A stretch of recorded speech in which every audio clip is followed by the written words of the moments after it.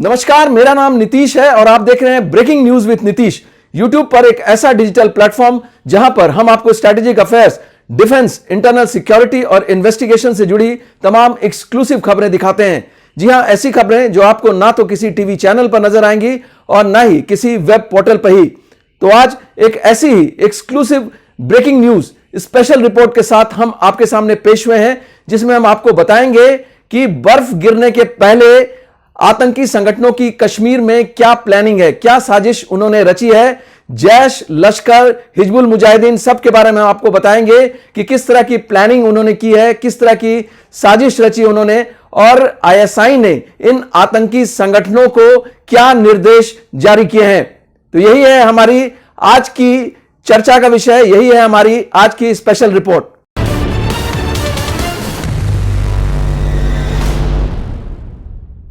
जी हां, तो आज की बिग ब्रेकिंग एक्सक्लूसिव खबर की शुरुआत करते हैं उस खबर से जिसके मुताबिक जैश ए मोहम्मद के 9 आतंकी जम्मू कश्मीर में घुसपैठ कर चुके हैं। जी हां, अक्टूबर के आखिरी हफ्ते में इन जैश के आतंकियों ने पाकिस्तानी पंजाब के शकरगढ़ प्रोविंस से और पुंछ सेक्टर से घुसपैठ की है जेएनके में, जम्मू कश्मीर में।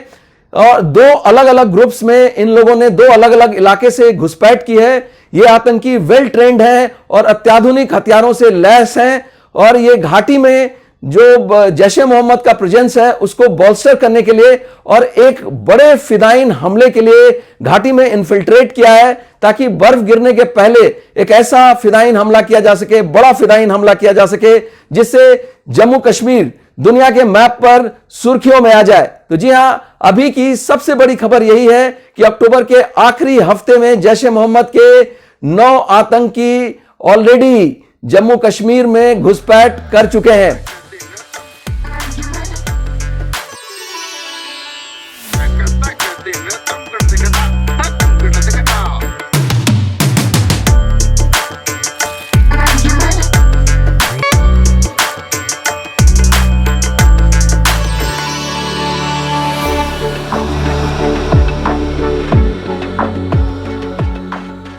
तो ये थी जैश ए मोहम्मद की बात। अब रुक करते हैं लश्कर ए तैयबा की ओर।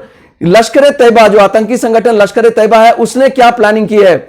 जो खुफिया एजेंसियों के हवाले से खबर आ रही है उसके मुताबिक पिछले करीब 10 से 12 दिनों से लश्कर ए तैयबा के 2 आतंकी, ये लश्कर ए तैयबा के आतंकी बताए जा रहे हैं खुफिया सूत्रों के मुताबिक, जो जम्मू के आसपास के इलाके में छुपे हुए हैं। बताया जा रहा है कि ये तवी के इलाके में छुपे हुए हैं, जम्मू तवी के इलाके में छुपे हुए हैं और सुरक्षा बलों पर एक बड़ा हमला करने की फिराक में है।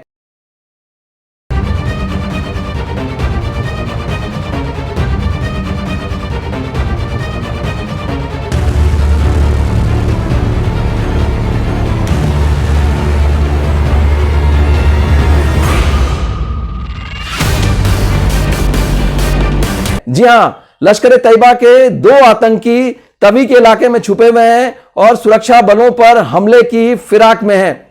तो ये तो थी जैश ए मोहम्मद और लश्कर ए तैयबा की प्लानिंग की बात, उनकी साजिश की बात। आइए अब बात करते हैं स्थानीय आतंकी संगठन, जो लोकल टेरर ऑर्गेनाइजेशन है हिजबुल मुजाहिदीन, कि आखिर उसकी प्लानिंग क्या है। हिजबुल मुजाहिदीन ने किश्तवाड़ का एक इलाका है, डांग डूरू करके इलाका है, यहां पर एक हाइड्रो पावर प्रोजेक्ट है जिसको पक्कल डोल के नाम से जाना जाता है। हाइड्रो पावर प्रोजेक्ट है, डैम है ये, और यहीं पर हमले की साजिश रची है हिजबुल मुजाहिदीन ने। हिजबुल का एक डिविजनल कमांडर है, उसका नाम है मोहम्मद अमीन, जिसका कोड नेम जहांगीर है। वो अपने साथियों के साथ इस डैम पर हमले की ताक में है और साथ ही इस डैम में जो कर्मचारी काम करते हैं, जो स्टाफ क्वार्टर्स में कर्मचारी रहते हैं, उन स्टाफ क्वार्टर्स पे भी हमले की साजिश रची है हिजबुल मुजाहिदीन ने।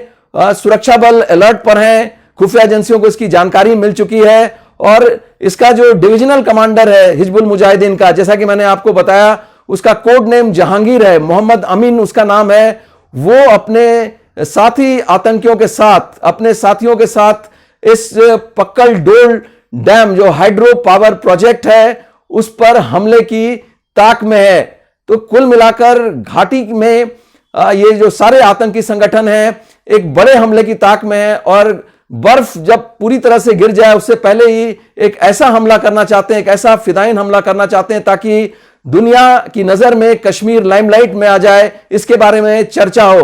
तो आइए इसी पर डिफेंस और strategic affairs expert Sanjeev Srivastava की राय जानने की कोशिश करते हैं कि आखिर बर्फ गिरने के पहले इतने बड़े पैमाने पर घुसपैठ और एक बड़ा आतंकी हमला करने के मंसूबे के पीछे आतंकी संगठनों का क्या मंसूबा है, वो क्या सोचते हैं, इसके पीछे क्या प्लानिंग है। तो आइए जानते हैं संजीव श्रीवास्तव की राय। ऐसी भी रिपोर्ट्स हैं कि पाकिस्तान की खुफिया एजेंसी आईएसआई और पाकिस्तान में बैठे जो आतंकी आका हैं उन्होंने आतंकियों को निर्देश जारी किया है कि वो जम्मू एंड कश्मीर में power grid, warehouses, ordnance factories को आगजनी के माध्यम से टारगेट करें।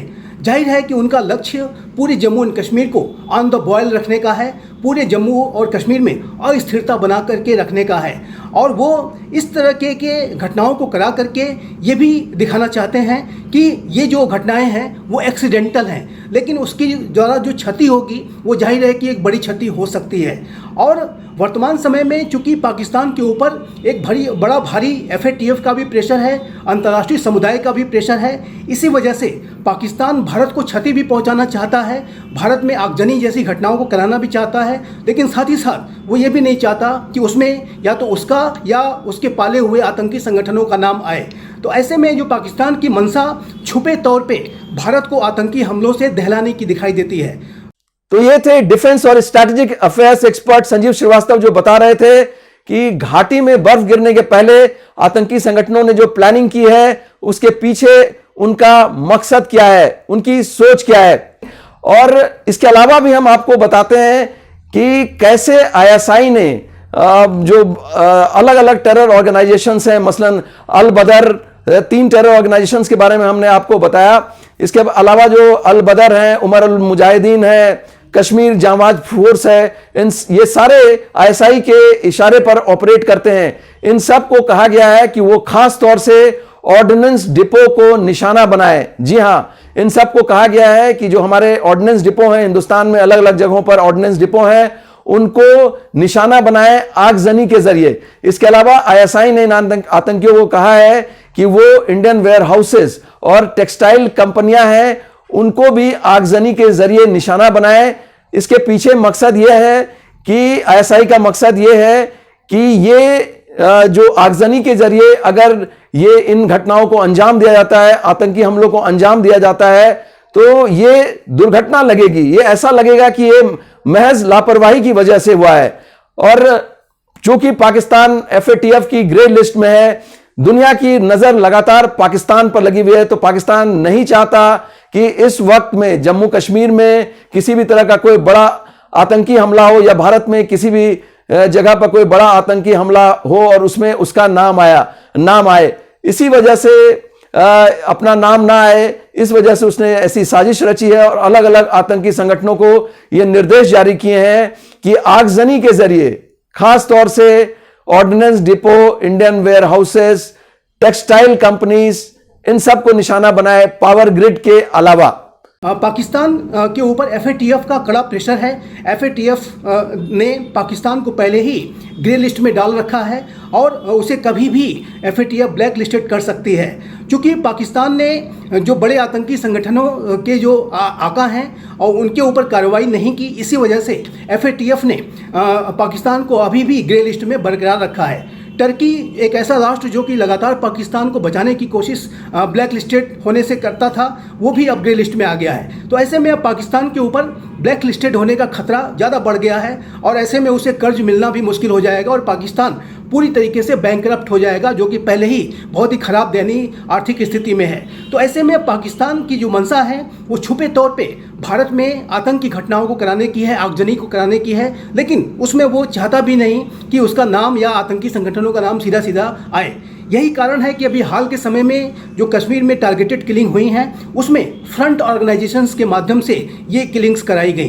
तो जाहिर है कि पाकिस्तान की मंशा आतंक के माध्यम से भारत को दहलाने की है, कश्मीर को ऑन द बॉयल रखने की है, लेकिन ये पाकिस्तान ये जो कृत्य है अब वो छुपे तौर पे करना चाहता है, क्योंकि अंतर्राष्ट्रीय समुदाय का और विशेष रूप से एफएटीएफ का उसके ऊपर कड़ा प्रेशर है।